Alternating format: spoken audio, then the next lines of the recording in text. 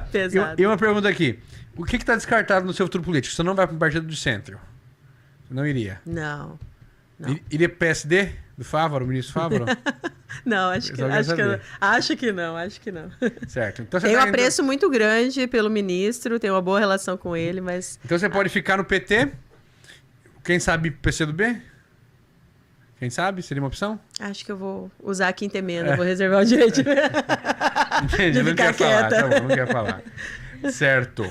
Aí é o seguinte. Aqui estão perguntando se você descarta uma disputa majoritária no que vem.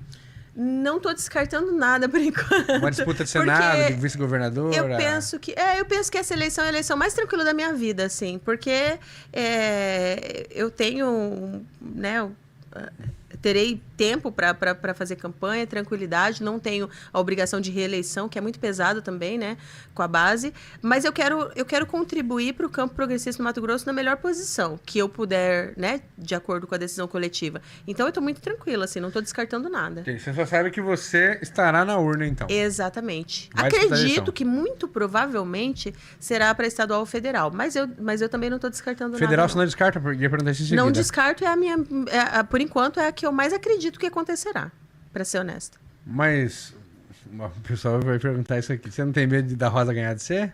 Mas óbvio que ela vai ganhar de mim. O objetivo é a gente recuperar uma cadeira do campo progressista na Câmara Federal, no Mato Grosso. Então o que move a professora Graciele não é o mandato? Não é o poder? Não. Inclusive, tenho minhas resistências, né? Eu tenho minhas dificuldades de aceitar esse espaço do poder, porque a institucionalidade, ela te afasta muito da militância. Porque você tem obrigações para cumprir, assim. Por exemplo, queria ter ido em Cáceres para falar contigo, e tem algumas agendas que você precisa... Então, eu tenho umas dificuldades até com o poder. Não é essa coisa que me atrai profundamente. O que eu gosto é quando as pessoas chegam para mim e falam: eu me sinto representada por você. O que você falou na tribuna é o que eu queria ter falado e não tem alcance. Ou não posso falar porque eu vou ser demitida nesse cenário que a gente vive. Então, sabe, levar as pautas que não estão lá. Isso, para mim, é muito caro. É o que me move, na verdade. Certo. Uma pergunta aqui. Professora Graciele, faça uma rápida análise para nós no seguinte contexto. Na sua visão de mundo, que morou em Sinop por muito tempo, o que gerou o Bolsonaro e o bolsonarismo? Por que o Brasil elegeu o Bolsonaro? Cara, eu acho que tem muitos fatores, mas eu penso que tem uma discussão que a gente não está conseguindo no campo progressista fazer. A preocupação, por exemplo, das pessoas com segurança pública, que é totalmente legítima. Nós estamos num mundo de muita violência, num cenário de muita violência, e nós não conseguimos abraçar essa narrativa no sentido de proposituras efetivas para isso. Infelizmente, assim, é uma autocrítica de alguém que é do campo progressista. Então, isso é um problema. A nossa dificuldade em dialogar com o povo. Perceba que quem está falando isso é alguém que eu vivo com as pessoas. Você viu as fotos, assim, sabe? São os catadores, é o pessoal da MST, é o pessoal, as mães que sofrem violência obstétrica, é a base. Só que a gente ainda tem, de uma maneira geral, no campo progressista, dificuldade de dialogar com essas pessoas. Motoristas de aplicativo, entregadores. Cara, essa galera tá vivendo as mazelas da vida, assim, o sofrimento, a precarização, e nós nem sempre conseguimos dialogar com eles. Mas se fosse alguém da direita aqui, perguntaria, mas não são empreendedores essas pessoas?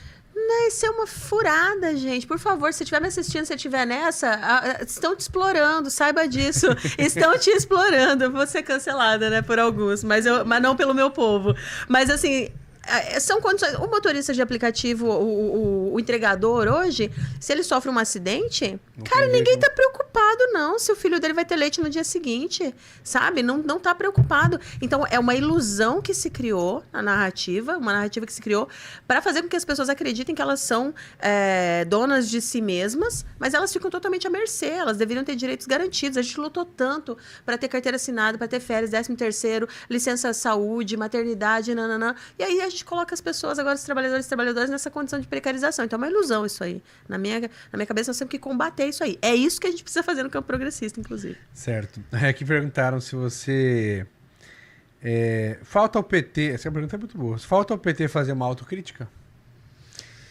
Cara, eu tenho dois lados meus. Tem o lado que acredita que façam a crítica, que a gente está fazendo no nosso trabalho, mas tem o lado também que acredita que às vezes a gente precisa, que é isso que eu acabei de fazer, né? Olha, tá faltando a gente conseguir dialogar de fato com essas pessoas.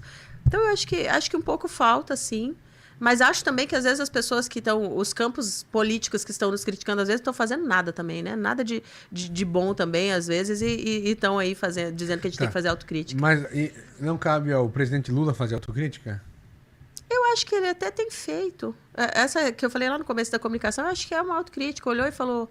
Poxa, a gente devia estar melhor, a gente tem condições de estar melhor e está melhorando, né? Agora, também acho que tem coisa que faz autocrítica e não depende dele mudar, né? Então, aí é difícil mesmo.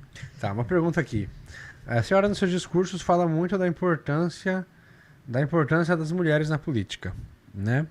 Nós tivemos uma presidente mulher, Dilma Rousseff, que sofreu impeachment. Perguntando aqui se, na sua opinião, não foi um erro do presidente Lula indicar especificamente Dilma Rousseff.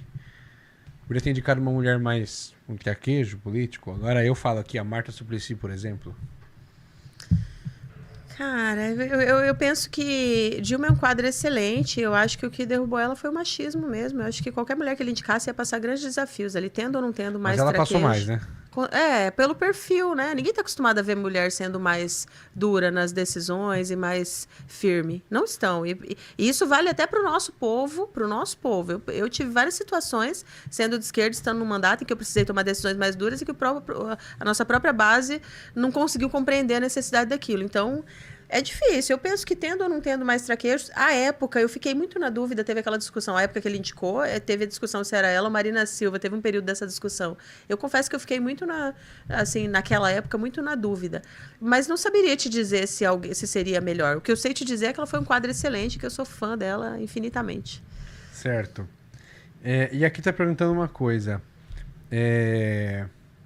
O PT não fica muito resumido apenas à figura do presidente Lula? Ótima pergunta, hein? Nós precisamos de novos quadros. Isso não vale só para o cenário nacional, não. Vale para o Mato Grosso também. O PT precisa dar espaço para novos quadros crescerem. Porque senão a gente fica numa situação em que a gente não sabe, na época de eleição, se a gente tem chapa, se a gente tem candidato à presidência, se o Lula decidir não concorrer hoje, quem é que concorre. Então, assim, eu acho que nós precisamos... Isso é uma coisa que o PT, de uma maneira geral, né, não só em relação à figura para concorrer à presidência, mas que a gente precisa olhar com muito carinho. Mato Grosso, principalmente, viu? Já deixo essa crítica aqui, porque precisamos mesmo. Eu me incluo na crítica, porque eu sou petista também, mas isso é uma coisa que precisa melhorar. Tá, e seguindo esse raciocínio, o presidente Lula deve ser candidato à reeleição, na sua opinião? Com certeza. Eu acho que nós não temos mais como trilhar outro caminho agora. Nesse momento. Que não dá? Não dá. É isso, ou a gente vai cair nas mãos de um Bolsonaro. Acho difícil, que acho difícil piorar. Tenho até medo de falar isso, mas acho difícil. Mas, de novo, nas mãos da direita, não dá, gente. Não dá. E quando não tiver mais o Lula? Essa que é a pergunta. Aí o PT, o campo todo progressista vai ter que trabalhar nisso. Mas tem nomes se desenhando aí, né? Você diria algum nome? Eu tenho observado, aí eu não vou falar com o coração, vou falar com a razão, mas também não sou a pessoa que tem as melhores leituras, mas eu vejo, por exemplo, João Campos como um quadro para 2030 sendo cogitado, sendo trabalhado para isso. Trabalhando para isso. Mas tem outros, né? Tem muitos outros. Hã? Érica Hilton, no nosso melhor sonho, mas acho que o Brasil não está preparado. É maravilhosa, viu? É uma pergunta aqui. O presidente Lula, a senhora acha que ele... essa aqui é uma pergunta que é muito boa. O presidente Lula deve manter a chapa com o Geraldo Alckmin? Olha, eu fui uma das que sofreu muito com essa decisão, nada contra o Alckmin, mas é a questão política, né? Mas eu penso que se a gente não tiver o mesmo formato, a gente tem dificuldade de entrar, principalmente a depender de quem seja nosso concorrente ali. Eu penso que vai ter que fazer. Não é exatamente o que eu gostaria, mas eu acredito que vai ter que fazer. Mas é melhor dar a vaga de vice para alguém do MDB, como o Renan Filho, ou colocar alguém mais à esquerda? MDB, desculpa, mas MDB eu tenho sérias dificuldades. Com o Renan Filho, que é ligado aos Calheiros, filho do Renan, que é mais Nordeste, mais ligado ao presidente Lula. Eu prefiro o PSB. Você prefere o PSB? Com certeza, sem dúvida. Seria o Alckmin, de novo? Creio que sim. Não fiz essa análise, mas creio que Alckmin. Entendi. Para você, o ministro Fernando Haddad está tocando bem a economia do Brasil? Eu acho que ele está. Creio que sim. Acho que tem a mesma questão da dificuldade da comunicação, né? Sempre com as ações, com as medidas, mas que isso é um contexto geral do governo, na minha avaliação, que está melhorando agora. Mas